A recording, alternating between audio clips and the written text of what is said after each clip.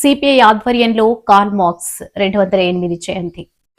ప్రపంచ మార్క్సిస్ట్ మేధావి, నీతి నిజాయితీ నిబద్ధతకు మారుపేరు కార్ల్ మార్క్స్ అని సిపిఐ జిల్లా కార్యవర్గ సభ్యుడు మరిపిల్ల పైడిరాజు నివాళులర్పించారు. మార్క్స్ 208వ జయంతిని సందర్భంగా విశాఖ జిల్లా భీమిలి నియోజకవర్గం మధురవాడ జీవీఎంసీ 5వ వార్డు నగరంపాలెంలో పార్టీ ఆధ్వర్యంలో నిర్వహించారు.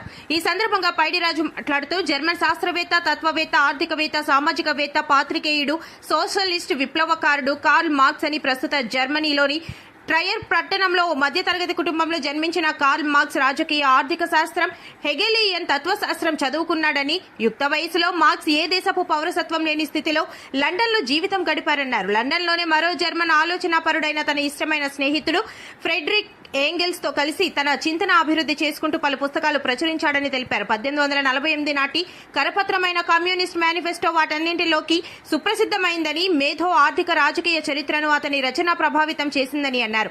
మార్క్స్ రాసిన పెట్టుబడి గ్రంథం ప్రపంచ వ్యాప్తంగా అన్ని భాషలలో ముద్రణ చేశారని తెలిపారు. ఈ కార్యక్రమంలో సిపిఐ ఏరియా కార్యదర్శి వాండ్రాసి సత్యనారాయణ, బి కేశవయ్య, అప్పలకొండ, జగ్గాస్వామి, రామ్ మహేష్, ఎంఎస్ కుమారి, లక్ష్మి తదితరులు పాల్గొన్నారు. మార్క్సిస్ట్ మేధావి, కమ్యూనిస్టు పార్టీ ప్రణాళిక రూపకల్పనలో ప్రథముడు కామ్రేడ్ కార్ల్ మార్క్స్ 208వ జయంతి.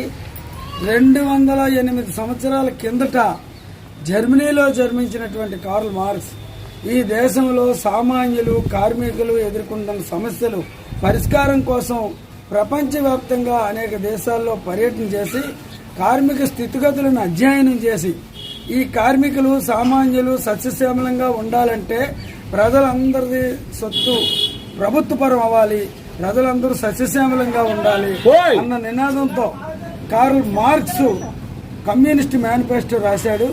ప్రపంచానికి ఉపయోగపడినటువంటి పెట్టుబడి గ్రంథం రాశాడు. ఆ పెట్టుబడి గ్రంథం ప్రపంచంలో ఉన్న అన్ని దేశాల్లోనూ తర్జుమా చేసుకుని విరివిగా అమ్ముడుపోయాయి. కార్మికులకి ఎంతో ఉపయోగం ఆ గ్రంథంలో ఆయన రచించాడు. అటువంటి మహనీయుడు ఈ రోజున 208వ జయంతి విశాఖపట్నం జిల్లా భీమిలి నియోజకవర్గం మధురవాడలో నిర్వహించడం గర్వకారణంగా ఉంది. ఆ మహనీయుడి ఆశయాలు ప్రజల్లోకి తీసుకెళ్లి కమ్యూనిస్ట్ పార్టీ కార్యకర్తలుగా ఎంతో కొంత మనం పనిచేసినప్పుడు మాత్రమే అటువంటి గొప్ప నాయకుడికి నివాళులు అర్పించినట్లు అవుతుందని భావిస్తూ అతనికి సిపిఐ తరఫున, ప్రజలందరి తరఫున ప్రగాఢంగా నివాళులు అర్పిస్తున్నాం.